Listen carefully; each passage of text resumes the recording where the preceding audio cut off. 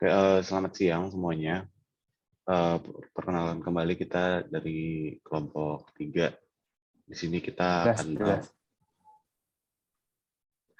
akan membahas tentang New Cramex, Electronic Packaging.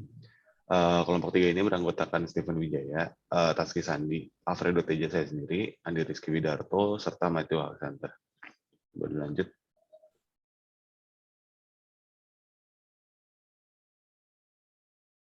Oke, next.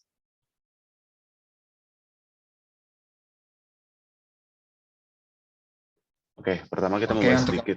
Oh, boleh lanjut teman saya. Boleh. Untuk yang pertama adalah definisi dari neocramics sendiri.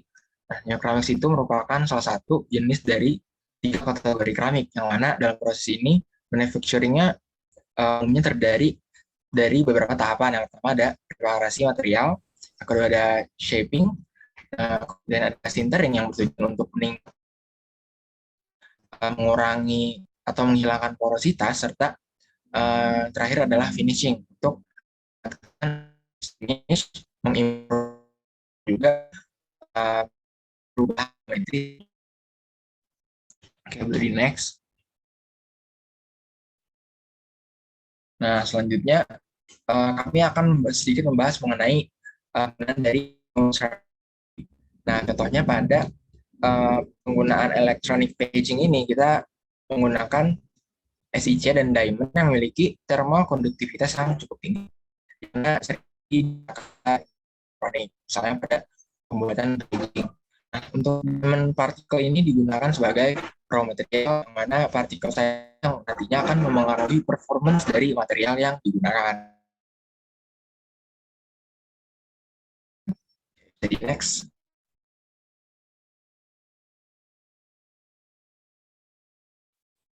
Oke, kemudian untuk proses dari manufakturnya sendiri, ini ada gambaran besar dari proses manufakturnya yang akan dijelaskan satu persatu.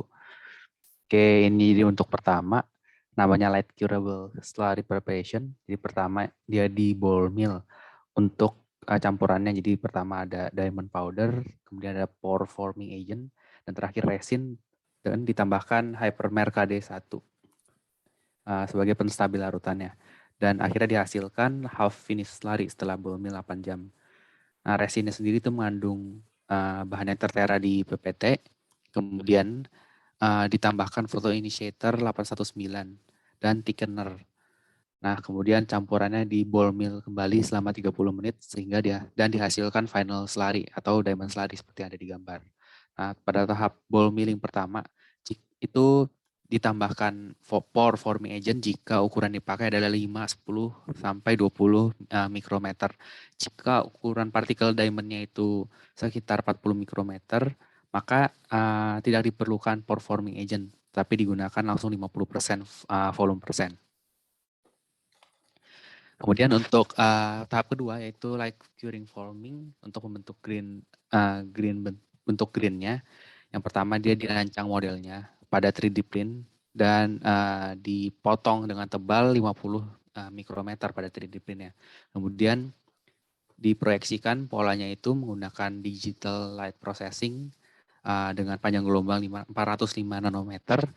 Nah, nantinya akan terjadi light curing saat terkena proyeksi dari sinarnya. Nah, prosesnya akan terus berulang dengan mesinnya itu yang akan naik turun seperti yang ada di gambar di samping. Dan tiap kali naik turun dia akan meng-curing lapisan dari slurry-nya. Tahap berikutnya setelah kita dapat green body, kita akan membuat tahap intermediate, di mana proses ini berlangsung pirolisis. Jadi sesudah terbentuk green body-nya, maka dilakukan pirolisis pada temperatur sekitar 800 derajat Celcius selama kurang lebih 2 jam, tergantung ukurannya juga yang ingin kita buat.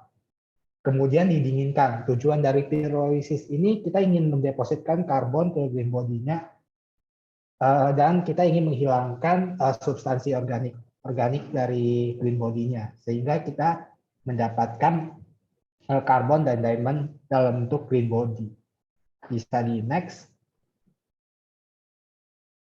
Oke, setelah kita dapat tahap intermediate-nya, kita akan melakukan reactive melt infiltration.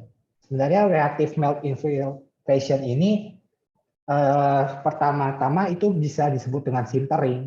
Kita bisa melakukan sintering, tapi ini tahap yang lebih advance, di mana kelebihan dari reactive melt infiltration ini kita dapat mendesain mikrostruktur seperti yang kita inginkan. Misalnya, kalau ada karbon dan Si pada saat melakukan proses ini dapat membentuk silikon karbida dalam proses ini secara langsung. Prinsipnya itu kurang lebih sama seperti sintering, dilakukan pemanasan. Tapi untuk mendapatkan diamond silicon carbide composite ini ada metode reactive melt infiltration dilakukan pada suhu 1550, kemudian di-drop ke sekitar 900 dan di-drop lagi ke suhu ruangan. Setelah melakukan proses reactive melt infiltration ini, kemudian akan dilakukan finishing, dapat dilakukan kita ingin misalnya mendesain warnanya atau apa dengan menggunakan painting dan lain-lain. Kemudian kita sudah dari hasil painting dan lain-lain, kita sudah mendapatkan produk final yang berupa electronic packaging. Bisa di next. Berikut adalah referensi yang kita gunakan untuk membuat presentasi ini. Bisa di next. Oke, terima kasih atas perhatiannya untuk mendengarkan presentasi ini. Terima kasih.